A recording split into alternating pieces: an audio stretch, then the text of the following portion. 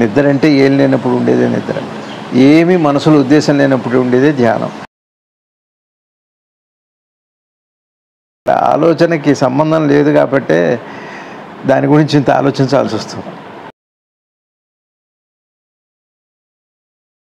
నీవెవరో నీకు తెలియాలంటే మాత్రం తప్పనిసరిగా కోరికను విడనాడాల్సిందే, ఉద్దేశాలు విడనాడాలి. ఉద్దేశాలతో చేరలేవు నువ్వు. శ్రద్ధలో భక్తిలో రవి గారు ఏ ఉద్దేశము కోరిక ఉండదు. భక్తికి నిర్వచనం చెబితే భక్తి అంటే నిష్కల్మషమైన మనసు అని. ఆత్మానుభవం లేదా ధ్యానానుభవం కొత్తది, కానీ నా ప్రయాణం పాద్దాంతో అయితే ఎప్పటికీ అది చర్య కాదు. తెలియందంతా ఊహిస్తాం, తెలిసిన దాన్ని ఆలోచిస్తాం. ఇప్పుడు తెలియని ధ్యానం గురించి ఊహించటం తెలిసిన ఆలోచనలో భాగమే, కానీ ఒక ఆలోచన అయితే అక్కడ అవసరం. అదే శుభేచ్ఛ అంటారు సంప్రదాయంలో. ఒక మంచి ఉద్దేశం లేకపోతే రాదండి. అసలు ఆలోచన లేకపోతే ఏముంది? ఒక జ్ఞాపకం, ఒక ఆలోచన, ఒక అనుభవం, ఒక అనుభూతి, ఇవి ఇట్లా కదులుతుంది. ఇన్ని అంశాలతో అది కదులుతుంది. ఒక యుద్ధానికి వెళ్ళే సైనికుడిలాగా బందోబస్తుగా వెళ్తుంది ఇటువైపు. ఇక్కడ ఏమిటి అంటే విశ్రమించడానికి వెళ్ళే సైనికుడిలాగా ఉంటుంది. ఇక అవన్నీ ఏమక్కర్లేదు, దేనికి సంబంధించినవి కాదు, దేనికి పనికిరాదు. ధ్యానం చేయాలన్నా కూడా దేంతో పని లేదు. ఒకసారి ప్రపంచంలోకి వచ్చాక అన్ని జ్ఞాపకాలు కావాలి. మీ ఇల్లు, మీ అడ్రస్సు, మీ కార్ నెంబరు, మీ కీ నెంబర్ అన్నీ తెలియాలి. స్వామి నమస్తే. స్వామి నమస్తే. స్వామి శ్రీ జిడ్డు కృష్ణమూర్తి గారి దగ్గర సమస్య ప్రతిక్రియ అనే చాప్టర్ స్వామి ప్రకృతి వర్ణన చేస్తూ ఆలోచన గురించి చెప్పారు స్వామి. ఆలోచనలకు శాంతి లభిస్తుంది. దాన్ని కంటిన్యూ చేస్తూ ఇలా అంటున్నారు స్వామి, ఒక పాతది ఒక కొత్తది కలిస్తే ఆ కలయిక సంపూర్ణంగా ఉండదు. సంపూర్ణత కోసం అవిరామంగా అన్వేషించే ఆలోచనే ఆ అసంపూర్ణత అంటున్నారు. అక్కడ ఉన్నాయని అడుగుతున్నారు. అయితే ఆలోచనకు స్థానం ఏమిటి? చర్యని మార్చుకోవడానికో ఊహించుకోవడానికో రూపొందించడానికో ఊహ చర్యలో ఒక అంశం అవుతుంది, కానీ ఊహ ఎప్పటికీ చర్య కాదు. ఊహ చర్య కోసం తయారైన ఒక పథకం మాత్రమే. ఆయన మళ్ళీ అడుగుతున్నారు, పథకం లేకుండా చర్య సాధ్యమేనా? పథకం ఫలితం ఆశించినట్లయితే చర్య సాధ్యం కాదు. ముందుగానే నిర్ణయించుకున్న లక్ష్యం కోసం చేసే చర్య అసలు చర్యే కాదు. తెలిసింది ఊహ అంతమైనప్పుడే తెలియని దానిపైన చర్య సాధ్యం అవుతుంది. అది అపరితమైంది. ఆలోచన పథకం గురించి చెప్తున్నారు.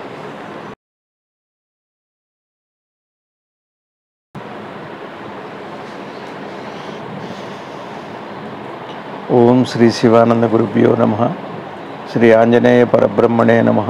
ఆత్మబంధువులు ఆత్మస్వరూపులైన అందరికీ నమస్కారం. ఓం నమో భగవతే శ్రీ శివానందాయ. శ్రీ జిడ్డు కృష్ణమూర్తి గారి పాదపద్మాలకి ప్రణమిల్లుతూ వారి బోధని అర్థం చేసుకోవడానికి విచారణ చేద్దాం.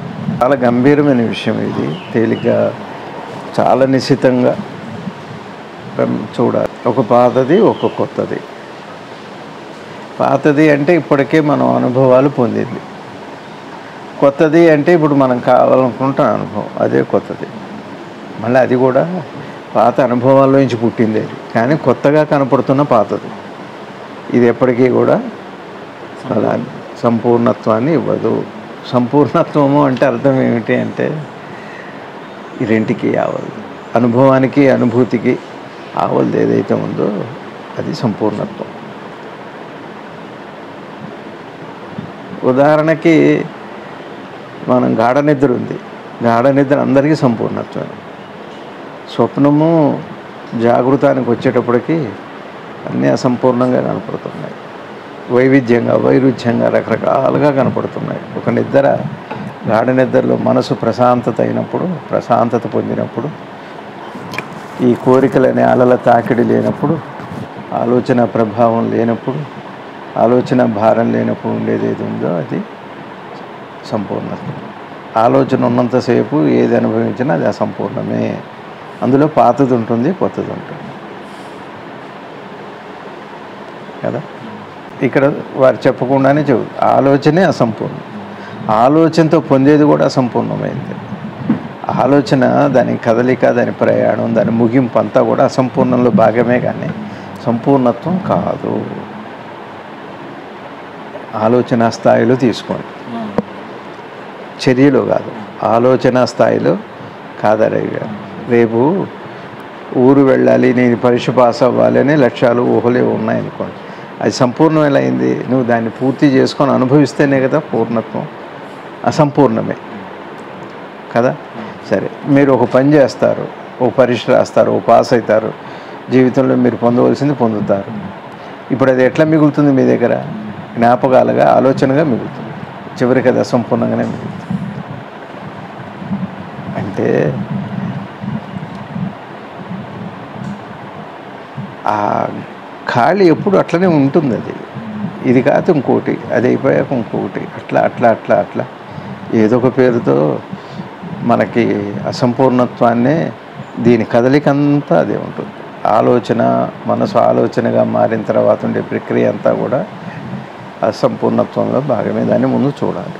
ఆలోచనకు స్థానం ఏంటంటున్నాం. వారు అనేది ఏంటంటే, వచ్చిందేమో జ్ఞానం కోసం, అడుగుతున్నదేమో లౌకిక విషయం. ఆలోచనకి స్థానం లేదా అన్న ప్రశ్న వారు అడిగేది. ఆలోచనకి స్థానం ఏంటి అంటంలోనే మీరు అసలు ఆలోచనే లేదని తీసేస్తున్నారా? అట్లయితే మరి జీవనం ఉంది కదా, నా ఉద్యోగం, నా వ్యాపారం, నా పెళ్ళి, నా ప్రణాళికలు, ప్రతి కదలిక ఆలోచనతోనే ఉంది కదా అని అడుగుతున్నారు. ప్రశ్న ఏమో లౌకిక సంబంధం అయింది, అడిగేదేమో పారలౌకికమైన ఆధ్యాత్మిక విషయం, జ్ఞానానికి సంబంధించిన. అయితే అది అట్లనేగా వారు వచ్చింది, చర్యని మార్చుకోవడానికి. అంటే భౌతికం, మళ్ళీ ఇక్కడ చర్యని మార్చుకోవటానికి. ఈ ఆలోచన యొక్క, ఇప్పుడు మన ఆలోచన మెలకు వచ్చిన తర్వాత రోజువారీ జీవనంలో దాని కదలిక, చర్యని మార్చుకోవడం. ఈ పని ఆపి ఇంకో పని చేస్తాం. ప్రయారిటీని బట్టి, మన ఇష్టాన్ని బట్టి, మన కోరికని బట్టి, ఆదేశాన్ని బట్టి, అనుకరణ బట్టి మార్చేస్తాం. మళ్ళీ నిగ్రహించుకోవడం. ఆలోచన ద్వారా ఏం చేస్తామంటే, సరే ఇప్పుడు ప్రస్తుతానికి ఆపి ఇంకోసారి ఆలోచిద్దాంలే అని అంటాం. అని నిగ్రహించుకోవటం, రూపొందించుకోవటం. అంటే రూపొందించుకోవటం అంటే మళ్ళీ ఒక కొత్త ప్రణాళికని మళ్ళీ రూపొందించుకుంటాం. ఉన్నదాన్ని ఆపేస్తాం, ఉన్నదాన్ని మార్చేస్తాం. ఈ బాహ్యమైన చర్యల్లో ఇంతే. ఆలోచనకి దాని స్థానం దానికి. మన పిల్లలు ఆడుకునేటప్పుడు ఈ ఆట ఆపి ఇంకో ఆట మొదలు పెడతారు, లేదా ఆటలోంచి విరమించి వెళ్ళిపోతారు. అతని ఆలోచన దాన్ని బట్టి, ఆ లోపల నిర్ణయాన్ని బట్టి, ఊహల్ని బట్టి అది మారుతుంటాం. అంతవరకు ఉపయోగపడుతుంది. ఊహ ఎప్పటికీ చర్య కాదు. ఇక్కడి నుంచి ఇవి ఆలోచనలు, చర్యలు అంటే అసలు ఆలోచన దేనికి వచ్చింది రవి గారు? చర్య కోసమే వచ్చింది. అయితే ఇక్కడ లోపల చర్య వేరే. లోపల ధ్యానం వైపుకు వెళ్ళినప్పుడు ఆధ్యాత్మికంగా ఈ ఊహ, అది అక్కడ చర్య కాదు, అక్కడ చర్యకి పనికిరాదు. మార్చుకోవడానికి. ఎందుకంటే అది నేను ఒకటే, ఇక్కడ ఇది నేను వేరు. కాబట్టి ఆ విధంగా మార్చుకోవటం సాధ్యం కాదు. వీటన్నిటికీ ఊహ. అందుకనే ఊహ ఒక అంశం అవుతుంది. అంటే ఏమిటి అంటే, సత్యం ఇలా ఉంటుందేమో, జ్ఞానం ఇలా ఉంటుందేమో, అంతవరకు సహాయం. చివరికి మనకు ఉన్న విజ్ఞానం కానీ, శాస్త్రాలు కానీ, పాండిత్యం కానీ, ఇక మీరు ఏ విజ్ఞానం కానీ ఏదన్నా కానీ అంతవరకే. అది అంశం మాత్రమే కానీ చర్య కాదు. లోపల బయట చర్యకు ఉపయోగపడుతుంది. దాని అంశం బయట చర్యకి. ఇక్కడ అంశం ఏమిటి అంటే, మొదటి కథలకు ఉపయోగపడుతుంది, ఆ తర్వాత దానికి ఏ ప్రయోజనం లేదు. ఆలోచనకి ఒకవేళ రవి గారు ఆలోచనతోనే జ్ఞానం వస్తే, బాగా మేధావులు అనుకున్న వాళ్ళు ఇప్పుడు ఎందుకు అసలు ఆలోచించి ఇప్పుడు మనమే బయటపడవచ్చు. జ్ఞానం గురించి ఆలోచిస్తే, ఆలోచనే ఒకవేళ మనకి సహాయకారి అయితే, ఇప్పుడు ఈ క్షణంలోనే ఆలోచించి మనం ఆలోచనతోనే పొందవచ్చు. ఒక ఆలోచన చేసి మీరు మీ విధి మొత్తం మార్చుకోవచ్చు ఎంతో కొంత. కానీ ఇక్కడ ఆలోచనకి సంబంధం లేదు కాబట్టే దాని గురించి ఇంత ఆలోచించాల్సి వస్తుంది. ఇంత ఆలోచించినా కానీ ఎడతెరపు లేని ఆలోచనలు తప్పితే పరిష్కారం ఎక్కడ కనపడట్లేదు. అది ఒక అంశం మాత్రమే. మొదలు పెట్టాలంటే ఇప్పుడు నేనెవరు, హూ యామ్ అనే ప్రశ్నకైనా మెలకు రావాలి, అంటే ఆలోచన రావాలి. కాబట్టి అది మొదటి మెట్టు. అట్లానే జీవనంలో ఒకవైపు మీరు ప్రయాణించాలంటే కూడా ఆలోచన రావాలి, కానీ ఆలోచన అవసరమే. అక్కడేమో ఒక మెట్టు మాత్రమే, ఇక్కడే కంటిన్యూస్గా ప్రతిదీ అవసరమే. ఒక జ్ఞాపకం, ఒక ఆలోచన, ఒక అనుభవం, ఒక అనుభూతి, ఇవి ఇట్లా కదులుతుంది. ఇన్ని అంశాలతో అది కదులుతుంది.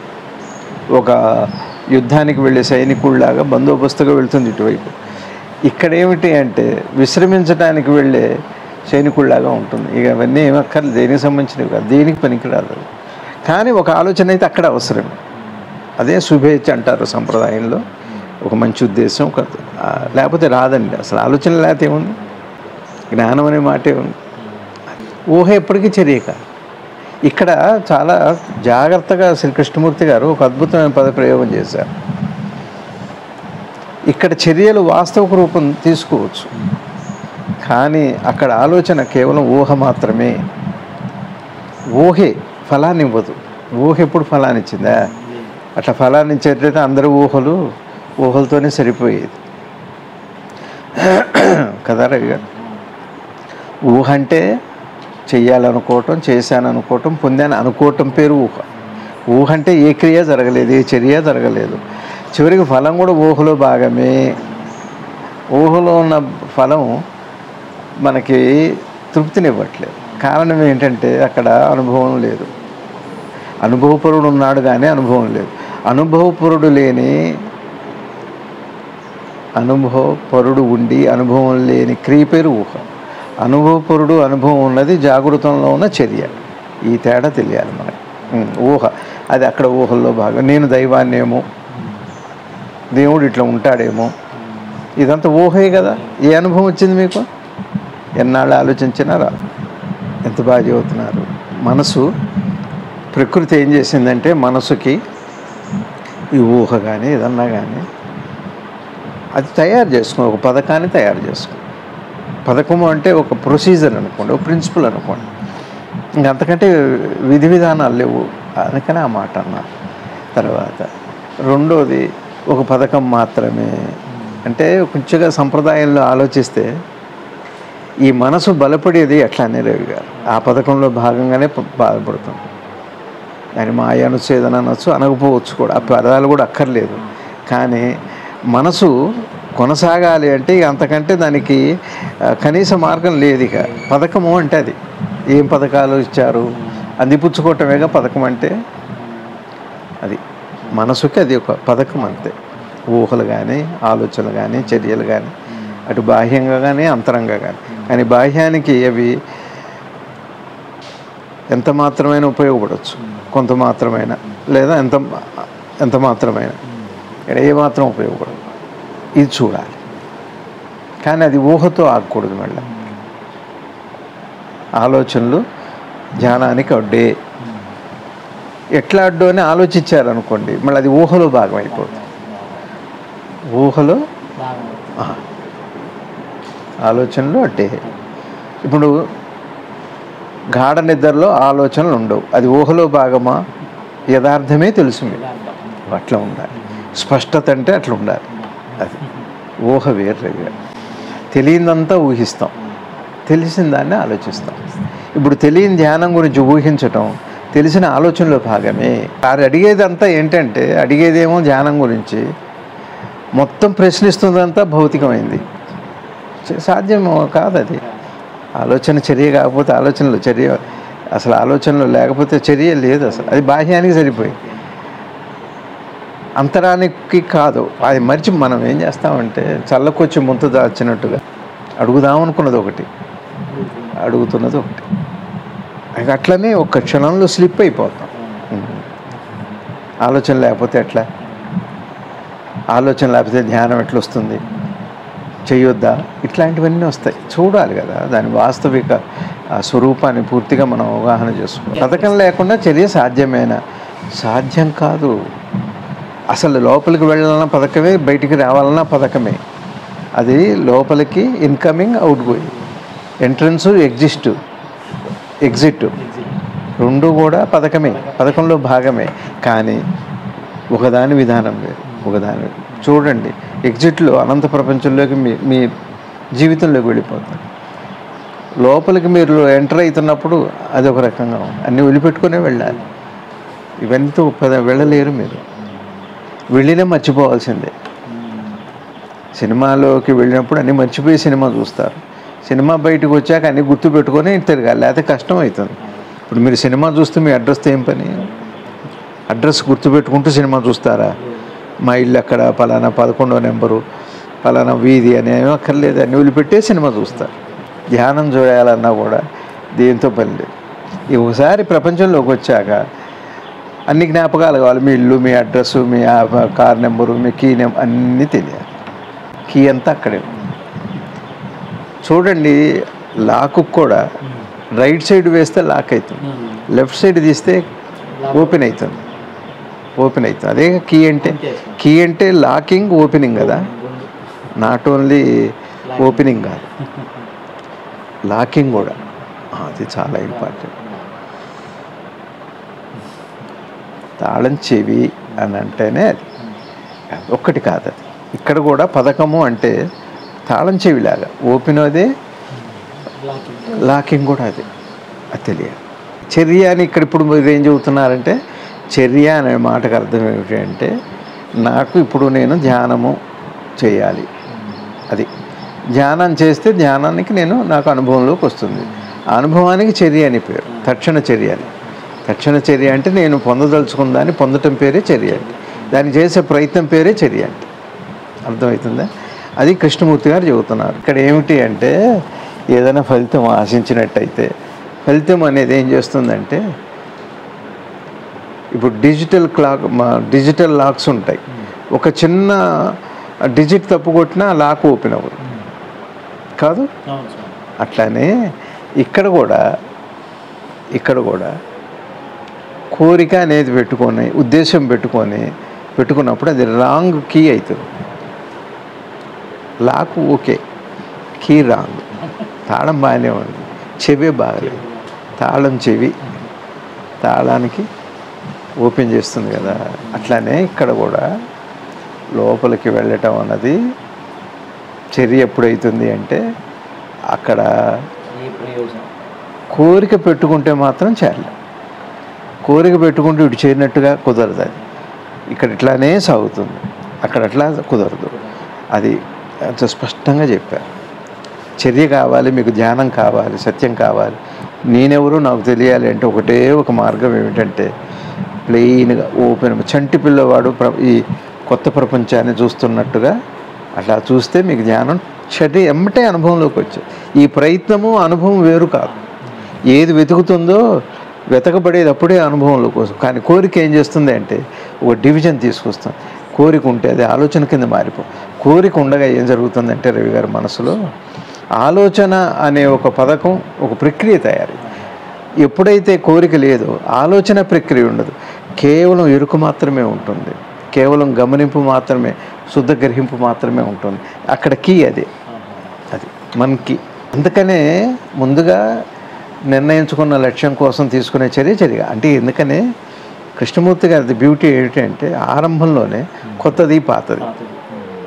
ఇప్పుడు నాకు ఆత్మానుభవం లేదా ధ్యానానుభవం కొత్తది, కానీ నా ప్రయాణం పాతదాంతో అయితే ఎప్పటికీ అది చర్య కాదు. కోరిక పాతది కాదు,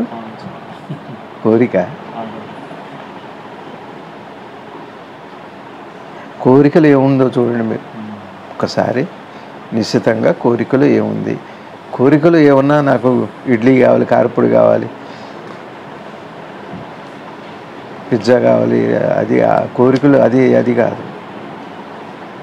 కోరికలో ఉండేవి అవి కాదు. కోరికలో ఏముంటుంది అంటే అనుభవపరుడు ఉంటాడు. కోరిక అంటేనే అనుభవపరుడు. అయిందా రవి గారు? కోరిక ఉంటే అది చర్య కాదు. అయిందా? కోరికలు ఏముంది చెప్పండి. కోరిక అనగానే దాని ఫలం కాదు కదా. అయితే ఆ ఫలం మీకు తెలిసిందా తెలిసిందా? ఏది ధ్యానంలో తెలియదు. కానీ మరి కోరికున్నప్పుడు ఏమవుతుంది? ఫలం అంటే తెలిసిందే ఇది. మీకు అర్థమవుతుందా? చాలా జాగ్రత్తగా వినాలి ఇది. కోరికతో నేను ధ్యానం చేస్తున్నాను అనుకోండి, ఎందుకు అడ్డు అవుతుంది అంటే, కోరిక అంటేనే మనం ఏదన్నా బయట ఒక ఫలంతో చేస్తున్నాం, ఆ ఫలం ఏదో తెలిసే ఉంటుంది. అందులో 5 ఇంద్రియాల తాలూకా ఏదో ఒక స్పర్శ మీకు తెలిసి ఉంటుంది, అది తెలియకపోవచ్చు, ఆ స్పర్శ అయితే ఉంది కాదా? బాగుంటుంది, మైసూర్ పాక్ చాలా టేస్ట్ తెలియకపోవచ్చు, బాగుంటుంది, మీకు సంతోషాన్ని ఇస్తుంది, మీకు తృప్తిని ఇస్తుంది, ఎంటర్టైన్మెంట్ అవన్నీ ఉన్నాయి. అంటే కోరిక అంటేనే ఒక రిజల్ట్, ఒక ఫలం, అదే కదా. ఇప్పుడు రిజల్ట్ ఉంది కదా మనకి బయట వాటిల్లో, అందులో చివరికి అల్టిమేట్గా మనకి చివరిగా అంతిమంగా వచ్చేది ఏంటి? ఒక సుఖానుభూతి అనుకుందాం, అది ఉంది. ఇప్పుడు ఇక్కడ నేను ధ్యానం కూడా చేయటం దేనికోసం? సుఖానుభూతి కోసం. సుఖానుభూతి అనేగా కోరిక అంటే. సుఖానుభూతిని పెట్టుకున్నప్పుడు మీకు కొత్తది ఎలా అవుతుంది? పాతది పెట్టుకున్నారుగా, కొత్తది ఎలా తెలుస్తుంది? పాతది ఉంటే పాతదే ఉంటుంది. ఇది ఇక్కడేమీ మన నిత్య జీవితంలో పాత సామాన్లు కొత్త సామాన్లు ఇవ్వబడును అని అట్లా ఏమి ఉండదు. పాత సామాన్లకి కొత్త సామాన్లు ఇవ్వబడును అంటే బయట కుదురుతుంది. ఇక్కడ కొత్త సామాన్లు కూడా ఇవ్వబడవు. మార్పిడి విధానం లేదు అక్కడ. అమెరికాలో వాడి తీసుకెళ్ళి మాకు సరిపోలేదని ఇస్తే సరిపోతుంది. ఇక్కడ కొత్త సామాన్లకి కొత్తవి ఇవ్వబడవు, పాత సామాన్లకి పాతవి కొత్తవి ఇవ్వబడవు. అలా సాధ్యం కాదు. ఇక్కడ కోరిక అంటేనే ఆ ఫలం ఆల్రెడీ మీకు తెలిసి ఉంది, ఏ కోరికైనా సరే. లేదా పోనీ ఆ ఫలాన్ని ఉద్దేశించి అడుగుతున్నారు, ఫలమేమో మీకు ఎంతో కొంత ఆ సుఖానుభూతి గురించి మీకు స్పర్శ ఉంది. ఈ స్పర్శతో ఉన్నప్పుడు ఏమవుతుంది అంటే అదే అబ్స్ట్రక్షన్ అవుతుంది, అదే ఆటంకమై కూర్చుంది. ఎప్పటికి కొత్తది తెలియదు. అందుకనే ఆరంభంలోనే శ్రీ కృష్ణమూర్తి గారు కొత్తది పాతది అది పొసగవు, ఒక వరలో 2 కత్తులు దూరవు. కొత్తది పాత ఎట్లా పెట్టుకుంటారు?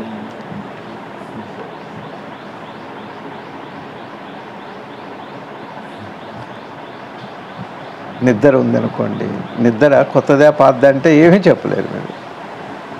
ఎప్పటికప్పుడు అది ఫ్రెషే, నిత్య నూతనం. ఒక పువ్వు వికసించి ఉంటుంది, అది కొత్తదే పాతదే అంటే దాని ఆకర్షణ, దాన్ని అట్లా వైపు చూస్తుంటే అది కొత్తది కాదు, పాతది కాదు. మీకు అర్థమైంది?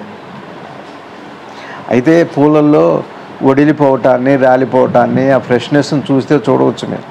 మళ్ళీ అది కోరిక ఉంటుంది.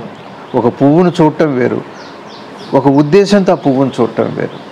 ధ్యానాన్ని ఒక ఉద్దేశంతో చూడటం వేరు. ఉద్దేశం లేకుండా ఉంటే ఆ క్షణమే అది ధ్యాన అనుభవం, చర్య అవుతుంది అని శ్రీకృష్ణమూర్తి గారు చెబుతున్నారు. చర్య అంటే అర్థమే, మీకు కావాల్సింది మీకు దొరుకుతుంది. చర్య అంటే కొన్ని ధ్యానం చేయటం తెలుస్తుంది అనుకోండి. అట్లా ఇక్కడ మీరు అడగవచ్చు, ఎట్లా అండి అట్లా మరి మన సంప్రదాయంలో మరి ఇవన్నీ ఉన్నాయి కదా అన్నారు. కానీ అందుకనే శ్రద్ధాభక్తి అని వాడారు. శ్రద్ధలో భక్తిలో రవి గారు ఏ ఉద్దేశము కోరిక ఉండదు రవి గారు. నిజంగా భక్తికి ఒక ఉపమానం, మనం భక్తికి నిర్వచనం చెబితే, భక్తి అంటే నిష్కల్మషమైన మనసు అంతే. భక్తి అంటే అది వ్యాపారం కాదు. భక్తి అంటే ఆశించడం. నువ్వు ఏది నన్ను ఆశించగా, ఏది కోరకుండగా ఉంటే అని, ఇదే అది సంప్రదాయంలో చెప్పే మాటే అది. ఇక్కడ కూడా అదే. కోరిక పెట్టుకుంటే కోరిక తీరొచ్చు, తీరకపోవచ్చు, తీరినట్టుగా అనిపించవచ్చు, కొంత తీరవచ్చు, కొంత తీరకపోవచ్చు, శాంతము తీరొచ్చు, కానీ అంతటితో అయిపోదు. అది అట్లాంటిది. కానీ ఏ కోరిక లేకుండగా కామి కానివాడు మోక్షగామి కాడు అన్నారు. కామి కానివాడు మోక్షగామి కాడు అంటే కోరిక ఉండాలి ప్రయాణానికే, కానీ కోరికతో పాటుగా కాదు. ఇప్పుడు వెహికల్ మీకు తిరగటానికి ఇంట్లో బెడ్రూమ్లోకి తీసుకెళ్ళరు కదా రవి గారు. తీసుకెళ్ళినా మళ్ళీ దాన్ని బయటికి పంపాల్సిందే. అలా మన సంప్రదాయంలో కూడా కోరికతో ప్రయాణం సాధ్యం కాదనే చెబుతున్నారు. భక్తి అంటేనే భక్తి. శ్రద్ధ అంటే ప్రయత్నము, భక్తి అంటే ఉద్దేశశూన్యమైంది, ఉద్దేశం లేకుండా, కోరిక లేకుండా చేసేటట్టయితే అది పూర్ణమైపోతుంది. అక్కడ అదే చెబుతాం. ఇక్కడ శ్రీ కృష్ణమూర్తి గారు చెప్పేది కూడా అది. తెలియని దాన్ని దేనికోసం అది నీకు లభ్యమవుతుంది. ఇక్కడ కూడా భక్తి చెప్పా కదా నేను, కోరిక లేకపోతే మరి నాకు జ్ఞానమే కావాలి, పరమాత్మ వస్తువేమో నాకు తెలియాలి అని నిజంగా నీకు ఉద్దేశం ఉంటే, ఆ ఉద్దేశం ఉండాలి. ఉద్దేశాన్ని వదిలిపెట్టేట్టుగా ఉద్దేశం ఉండాలి. ఉన్నప్పుడు మాత్రం సాధ్యం. కోరికతో సహా వెళ్ళి కుదరదండి. ఇక వదిలిపెడితేనే. కాబట్టి వదిలిపెట్టడం అన్నది ప్రయాణంలో వదిలిపెట్టడమా, అసలు ముందే అక్కర్లేదా అన్న విషయం కూడా తెలిస్తే బాగుంటుంది. అంతేగాని అందరినీ కోరికలు వద్దు, మీరు ఈ కోరిక లేకపోతే అవ్వదు, ఇట్లాంటివి కాదు. దాని ప్రయోజనం దానికి ఉంది. నీవెవరో నీకు తెలియాలంటే మాత్రం తప్పనిసరిగా కోరికను విడనాడాల్సిందే. ఉద్దేశాలు విడనాడాలి. ఉద్దేశాలతో చేరలేవు నువ్వు దాన్ని. ఉద్దేశమే అంటేనే అక్కడే అయిపోయింది, అది చేరలేదు. అది మల్లెపువ్వు గులాబీ పువ్వు ఎలా అవుతుంది రవి గారు? అవ్వదు. అప్పటికి అది అయిపోయింది. నువ్వు దాని నిర్మాణం పూర్తి అయిపోయింది. కాబట్టి నిర్మాణం అర్థం చేసుకోవాలి. చివరికి ఇది కూడా ఒక నిర్మాణం అయిపోయింది. మల్లెపువ్వు ఉంది, అది ఒక నిర్మాణం. గులాబీ పువ్వు ఉంది, అది నిర్మాణం. మల్లెపువ్వుని నేను గులాబీ పువ్వు మార్చలేను కదా. మరి అట్లానే గులాబీ పువ్వు ఒక నిర్మాణం అయి ఉంది, దాన్ని నేను ఇలా మార్చలేను. ఇక్కడ నేనేంటి ఉద్దేశంతో నేను ఇది ధ్యానం అంటే ఇది అని అనుకున్నా, ఊహగా ఉంది, ఒక నిర్మాణం అయిపోయింది. నేను సత్యాన్ని ఎట్లా పట్టుకుంటాను? ఉద్దేశం పెట్టుకున్నప్పుడు. మరి ఎట్లయితే సత్యం ఎలా కనుక్కుంటాను నేను అని వేస్తే, దాన్ని నువ్వు సూటిగా చూసినప్పుడు ఏమవుతుంది అంటే, దాన్ని ఏ రకంగా నువ్వు నిర్మించలేవు, దాన్ని తయారు చేయలేవు. అది ఇట్లా తయారు చేసే వస్తువు కాదు, అది భౌతికము కాదు, సూక్ష్మము కాదు. సూక్ష్మం కంటే కారణమైంది. కాబట్టి కారణమైన దానికి తిరిగి నిర్మించడం సాధ్యం కాదు అన్న విషయం మీకు అర్థమైతే అంతే, అర్థం అవటమే అక్కడ. అంతే తప్పితే మళ్ళీ ధ్యానాన్ని తయారు చేయటం కాదు. ఒకదాన్ని ఇంకో వస్తువుగా, ఒక శిలని మీకు కావలసినటువంటి రూపం తయారు చేయటం కాదు. అది ఒక మాట చెబుతున్నాను నేను, మీరు ఒక శిలని ఒక రూపం కింద తయారు చేశాక మళ్ళీ దాన్ని శిలగా మార్చలేరు మీరు. అట్లనే ఇక్కడ ప్రాసెస్ అర్థమైతే, అందుకనే ఈ ప్రాసెస్ అర్థమైన శిల్పి ఏం చేస్తాడంటే, చెక్కేటప్పుడే మీరు ఒక రూపం కాకుండా వేరేది వచ్చిందంటే దాన్ని చాలా కష్టం మార్చటం. అందుకని జాగ్రత్త పడతాడు. జాగ్రత్త పడి దానికి ఏది కావాలో అట్లానే తీసుకొస్తాడు. అది శిల వరకు సరిపోతుంది, కానీ అక్కడ కూడా జాగ్రత్త కావాలి. ఇక్కడ ఏమిటి అంటే అట్లా కూడా కుదరదు. అట్లా అంటే నీవు అనుకున్నట్టుగా తయారు చేయటం కుదరదు. ఒకవేళ తయారైంది దాన్ని మార్చటం కుదరదు. ఉన్నది ఉన్నట్టుగా శిలగానే ఉంది అది ఇప్పుడు. మీకు అర్థమవుతుందా? ఇక్కడ దాన్ని ఆ తక్షణ చర్య అంటే అది, దాన్ని ఏ రకంగా నువ్వు మార్చలేవు నువ్వు. ఇది కొద్దిగా గంభీరమైన విషయం, చాలా లోతైన విషయం. ఎంతో నిశ్చితంగా చూస్తే తప్పితే అర్థం కాదు. మీకు అర్థమైందా రవి గారు? ఎట్లా? ఇప్పుడు మీకు భయం వచ్చింది, ఆ భయాన్ని ధైర్యంగా మార్చండి.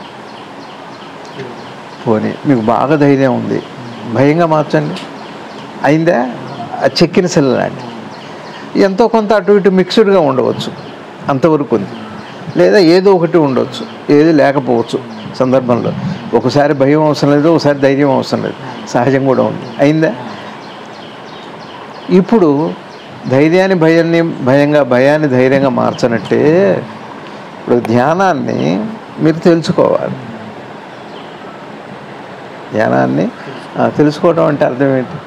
భయాన్ని ధైర్యంగా మార్చలేము, ధైర్యాన్ని భయంగా మార్చలేము అన్నప్పుడు మీకున్న ఛాయిస్ ఏమిటి? ఉన్నది ఉన్నట్టుగా ఉండదండి, అది ఉంచలేరు మీరు. ఉన్నది ఉన్నట్టుగా ఉంచలేరు. ధైర్యం అంటే ఏమిటి, భయం అంటే ఏమిటి తెలిస్తే ఉన్నది ఏదో తెలుస్తుంది. అది సూటిగా చూడటం అంటే. భయం అంటే ఏంటి, అసలు ఎందుకు వచ్చింది? అసలు ధైర్యం అంటే ఏమిటి, ఎట్లాంటి కండిషన్స్ దానికి ఉన్నాయి, దాని పర్యావరణం మొత్తం మీకు అర్థమైతే, దాని నిర్వచనం తాత్పర్యం మీకు తెలిస్తే, ఆ తెలిసిన తాత్పర్యానికి సహజం అని పేరు. మళ్ళీ సహజం ఉంటే ఇంకోటి కాదు, తాత్పర్యమే సహజం అంటే.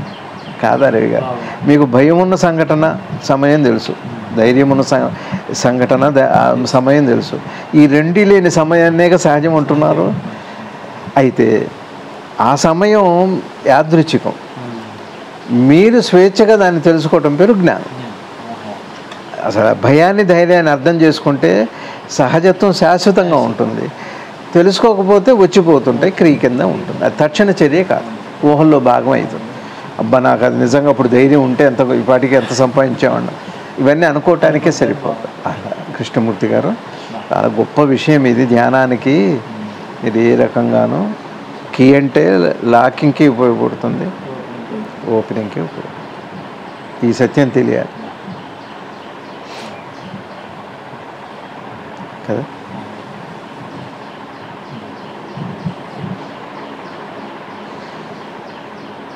రిమోట్లో కూడా అంతే, అక్కడ కూడా డిజిట్స్ ఏవో ఒక సంకేతం ఉంటుంది. సంకేతం లేకుండా పథకము అంటే అది ఇక్కడ కూడా అట్లనే కదలాలి. అది పథకంలో భాగమే, అది ప్రగతి. అటైతే ప్రగతి అంటే అది లోపలికి వెళ్ళేదాన్నే ప్రగతి అంటారు, దాన్నే సంక్రాంతి అంటారు, క్రాంతి. ఇటువైపు వెళ్ళేటప్పుడు ఇది జీవనం. అసలు ప్రగతి అంటే లోపలదే, కానీ ఆరంభం మాత్రం ఆలోచనతోనే ఆరంభమవుతుంది. ఆలోచనే కారణం, ఆలోచనకే అనుమానం, ఆలోచనకే సమాధానం, అంతే. సంపూర్ణం అన్న మాట ఇక్కడ అపరిమితం అని వాడాలి. సంపూర్ణం అన్నదాన్ని, పూర్ణంగా ఉన్నదాన్ని మీరేం మారుస్తారు ఏంటంటే అప్పుడు అపరిమితమైంది వస్తుంది. అంటే ఇక్కడ శ్రీ కృష్ణమూర్తి గారి బోధలు వాళ్ళు ఏం చెబుతున్నారంటే, ఊహలు ఇవన్నీ చర్యకి అవసరం లేదా అంటే అవసరమే. ఇక్కడ బయట ఆలోచనలు అవసరమే. లోపలికి వెళ్ళినప్పుడు మాత్రం ఒక ఉద్దేశంతో మొదలు పెడితే, అంటే కోరికతో దేంతో అన్న మొదలు పెట్టినప్పుడు ఏమవుతుందంటే అది సంపూర్ణం కాదు, ఎప్పటికీ పోతుంది. అది ఆలోచనలో భాగమే అవుతుంది. మీరు పొందింది కూడా ఇప్పుడు మీరు లేచున్నారు రవి గారు, ఇప్పుడు నిద్ర ఆలోచనలో భాగమా నిద్రలో భాగమా? సరే మీకు ఆలోచనలో భాగం అవునా? చివరికి మీ ధ్యానం కూడా ఆలోచనలో భాగం అవుతుంది, అంతే, అంతకంటే ఇంకా. నిద్ర అంటే ఏం లేనప్పుడు ఉండేదే నిద్ర, ఏమీ మనసులో ఉద్దేశం లేనప్పుడు ఉండేదే ధ్యానం. లేకపోతే ఏది ఉన్నా కానీ అక్కడ ఆలోచన మాత్రమే ఉంది, ధ్యానం కాదు. మీరు దేవుడి గురించి అడిగారా, ప్రపంచం గురించి అడిగారా, అసమానత గురించి అడిగారా, దేని గురించి అడిగారు కాదు, మీరు లేచుంటేనే సాధ్యం. మీరు ఏది అడగట్లేదంటే నిద్రలో. అట్లనే మీ మనసులో ఉద్దేశం లేకపోతే ఉండేది ధ్యానం. ఏది ఉన్నా మహా అయితే ఉద్దేశం.